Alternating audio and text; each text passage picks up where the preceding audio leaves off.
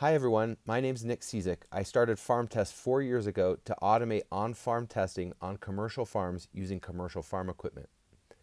Our approach to this is what we call scripted plot trials, where we take all the complexity of the plot trial and we build that into a variable rate prescription that takes into account your management practices, your field characteristics, your equipment characteristics, and all the statistics needed to do a good trial.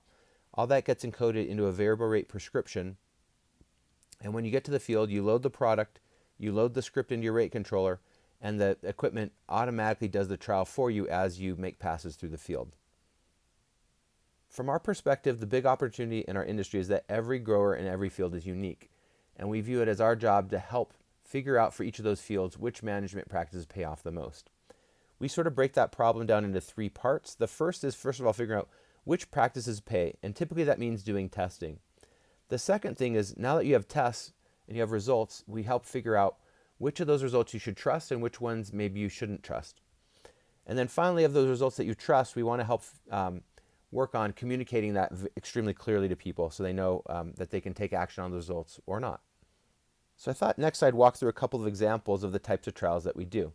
So the first type of trial would be something like this, a two-treatment trial, where we're figuring, in this case, this is a trial to figure out how much this grower should pay for fungicide.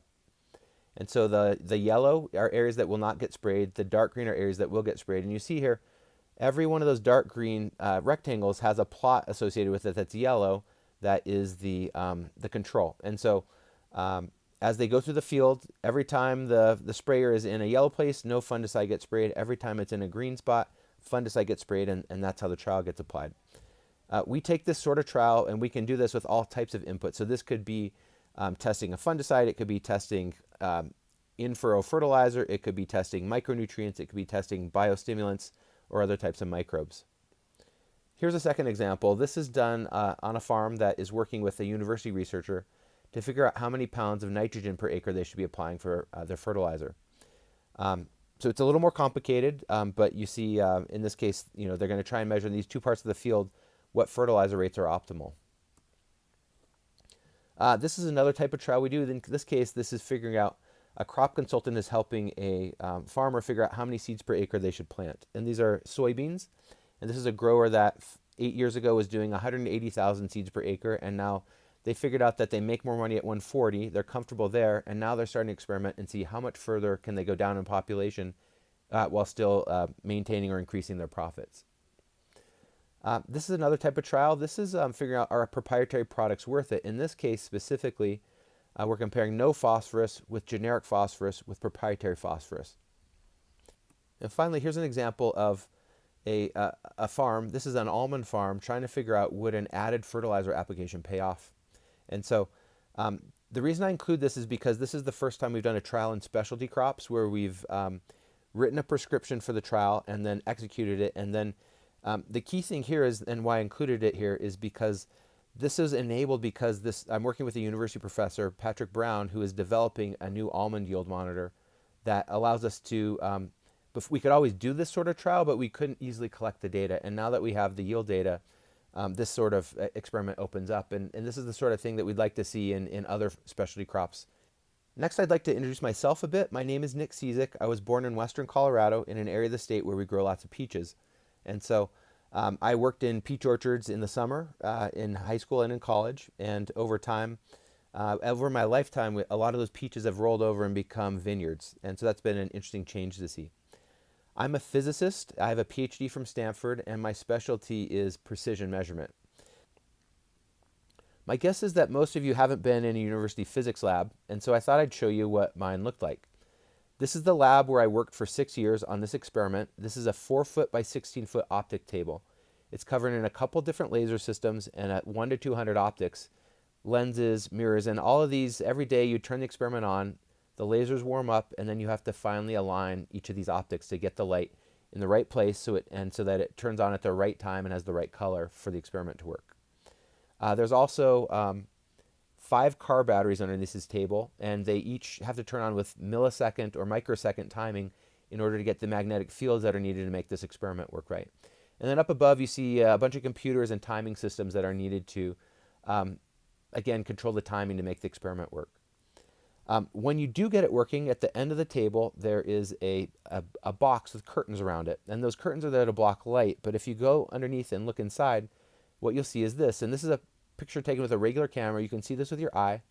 This is about 1 billion lithium atoms, a dilute cloud of them at about a thousandth of a degree above absolute zero.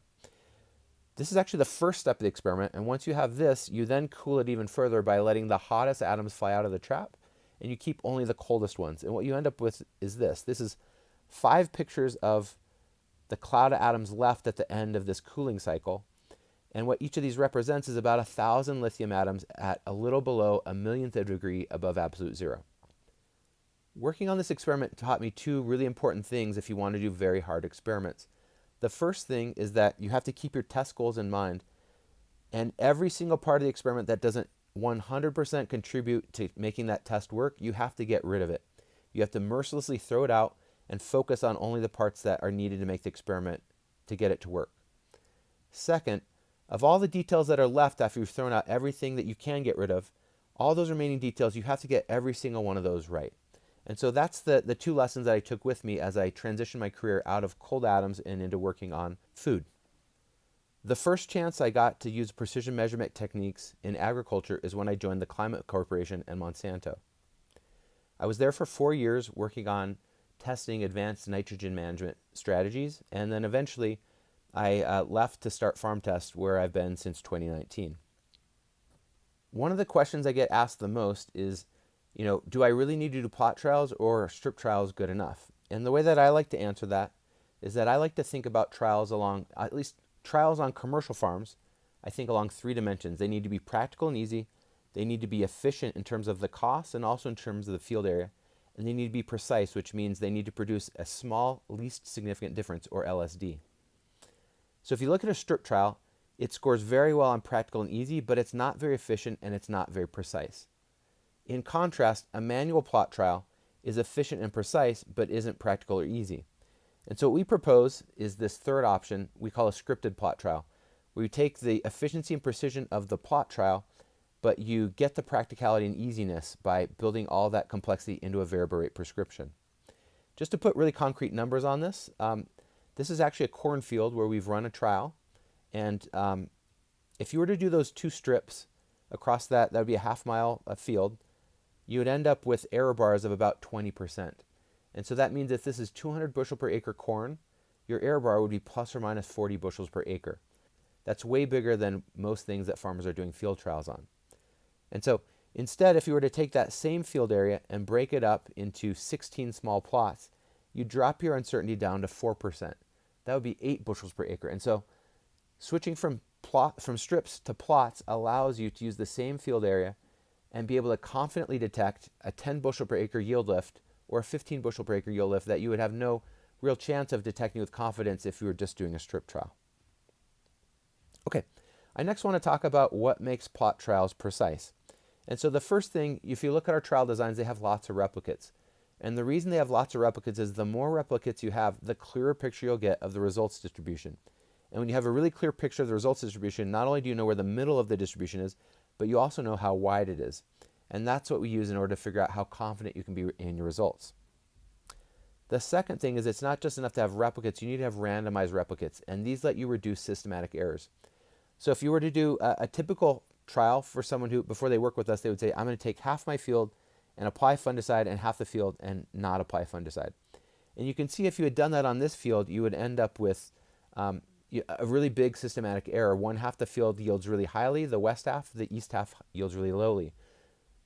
The reason this happens is because there's a systematic error across this field. There is high elevation on the west side, low elevation on the east side, and there was a wet year, and so that east side of the field really had its yield damaged.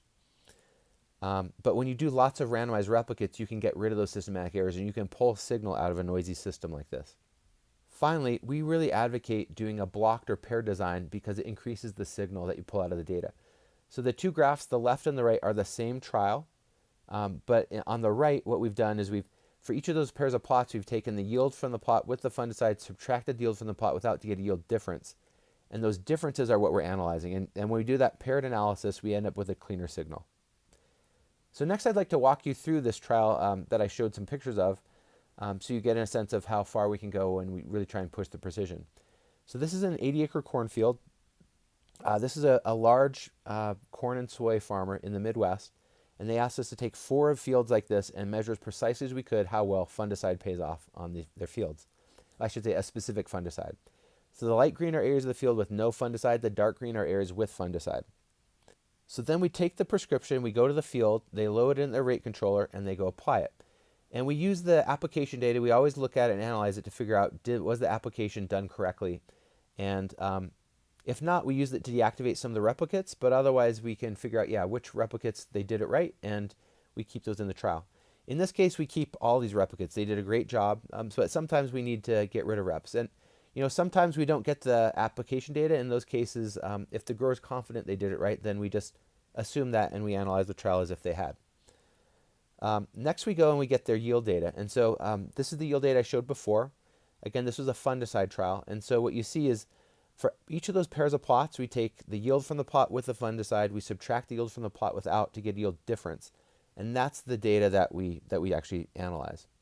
So that goes into a histogram. And so you see here that 3/4 of those yield lifts, 3/4 of those 70 yield lifts are positive and 8 out of 70 are negative. Then we try and quantify that more numerically. And so if you look at the yield column here, you see the yield from the plots with fungicide, the yields without the fungicide, and you also see the observed difference.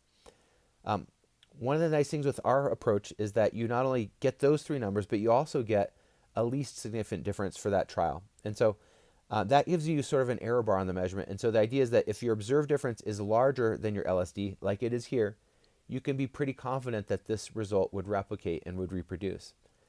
When your observed difference is smaller than your LSD, you have to kind of take it with a grain of salt and think, there's a good chance if I tried this experiment again, I wouldn't get the same result. And so another thing just to point out here is that this LSD is about 2% of the average yield on this field. And that's just to show you, even when you're doing a university grade trial on a single field, you can detect a 2% yield difference. And I think that really goes to show you sort of the power of this approach and the sort of things that farmers will be able to detect when they start rolling this out across their farms. Now I'd like to talk about how we make these plot trials practical. And so I want to sort of emphasize that we are sort of building our business on decades of development that have gone into precision agricultural improvements. And so the first thing is yield monitors are crucial to making this work. The second thing is variable rate controllers. Third thing is trial design and analysis software like our company provides. I've got this dashed line here because you need those 3 things to make this work, but the below that are things that are helpful but not required. And so the first one is telemetric data transfer. So if you have My John Deere or FieldView Drive, you can not only pull the yield data and application data right out of the field to the cloud, but you can also, in certain cases, push the prescription right to the farm equipment. Differential GPS and row-by-row control also helps doing these trials. So our trial design software lives on a web page. It's at farmtest.ag, and if you go there, you can not only try our tools for free, but you can also create an account.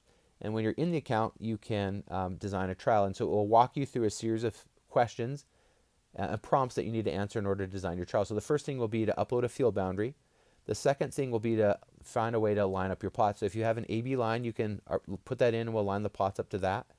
If you have a heading, we can use that, or you can create a line and translate and rotate it until you get it where you want it. This particular screen is where you would enter in the plot width or the plot length, and also if you select if you want a plot trial or a strip trial. When you get further in, eventually we get to this screen where we ask you how small are you willing to accept for the plots. So if you are willing to accept very small plots, a lot of times in a strange shaped field you can fit more of them in. But in a lot of cases maybe the plots get too small and we want to actually exclude those, and so you would increase this number.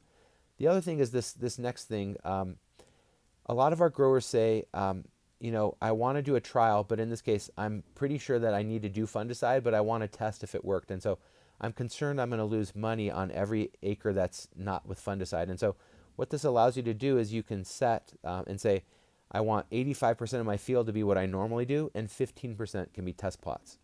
And so once you have the field designed, the trial design, you can preview it, you can download a summary, and when you're ready and have the trial the way you want it, you can go and purchase it. And once you've purchased, then you can download the shapefile of the trial.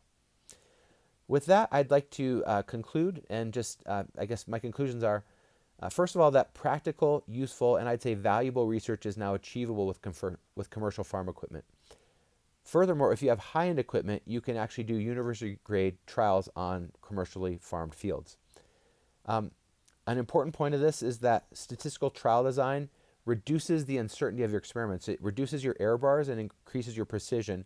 And if you have really good precision, then you can test inputs that you can't test if you have coarse precision. And finally, I think the big picture of this is that as it becomes easier for every field to have trials in it, every field will have trials in it. And I think from the biggest picture that this is going to really change the way our industry works, because up till a few years ago, it was really clear that the ag input producers had the best data on which products would work where, on which farms. But over time, as this approach that we are advocating for rolls out across more and more acres, I believe that farms and their trusted advisors are going to actually have better data on what works on those specific fields than the input providers. So it will be interesting to see how that changes the dynamics in our market. And so last, I just want to close with saying our tools, you can try them for free at farmtest.ag, or you can email us at info@farmtest.ag if you have questions. Thank you.